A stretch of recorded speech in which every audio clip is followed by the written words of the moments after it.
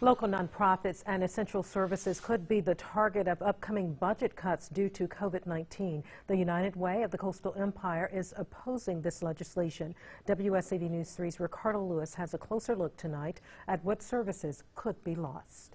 The United Way of the Coastal Empire say they never saw this proposed budget cut coming. Definitely not. I don't think anyone was expecting this. With the Georgia legislature back in full swing Monday, a 14% cut could be considered that would jeopardize services to local nonprofits and essential services. For us, for the families that we serve, for the community that we serve, we know that we're going through this global pandemic, but we're also looking at how financially it has impacted our community. Executive Director of Family Promise of Greater Savannah, Katrina Bostic, is asking to work with lawmakers to soften the blow from the pandemic and what these cuts will bring in the future. Family Promise is one of the hundreds of agencies that receives crucial funding for the United Way. 4 or 5 months from now, we may not be able to offer the same type of services. These budget cuts could affect many people right here in the Coastal Empire, from the preschool age all the way up to the elderly population. Bostic says the United Way is strongly opposing these cuts because they need the services now more than ever, from providing quality child care. Knowing that